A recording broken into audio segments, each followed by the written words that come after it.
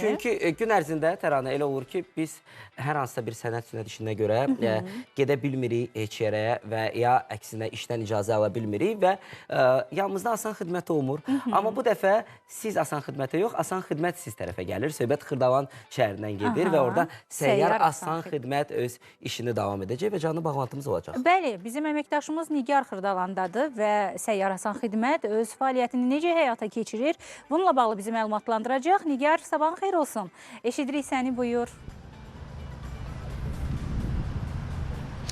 Təşəkkür edirəm, mən də sizi salamlayıram. Sabahınız xeyir olsun deyirik. Bəli, hal-hazırda biz Xırdalandayıq. Bura gəlişimizin məqsədi yəqin artıq görüntüdən məlumdur. Səyyar Asan Xidmət 10:00-da vətəndaşlara öz qapılarını açacaq. Ümumiyyətlə, Səyyar Asan Xidmət nədir? Və başqa hansı bölgələrdə vətəndaşlara təqdim olunur? Bununla bağlı ətraflı məlumatı bizimlə birgə birbaşa bağlantıda olan Dövlət Agentliyinin Səyyar Xidmətlərin Təşkili Şöbəsinin əməkdaşı Xədicə Abdullazadə çatdıracaq. Xədicə xanım, sabahınız xeyir olsun. Salam, sabahınız xeyir.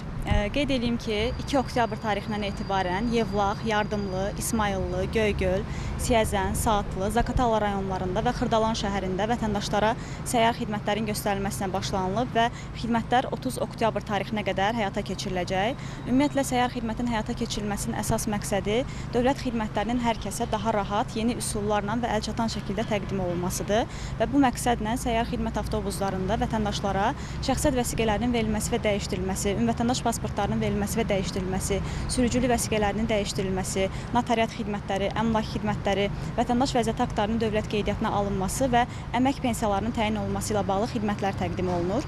Vətəndaşlar həftə içi 5 gün saat 10-dan 5-ə qədər səyyar xidmət avtobuslarına müraciət edə bilərlər. 1-2 arası nahar fasiləsidir.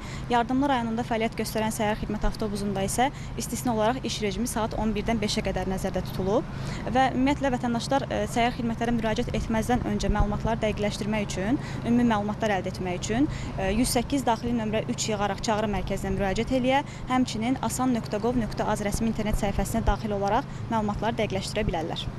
Xədicə xanım, təşəkkür edirik.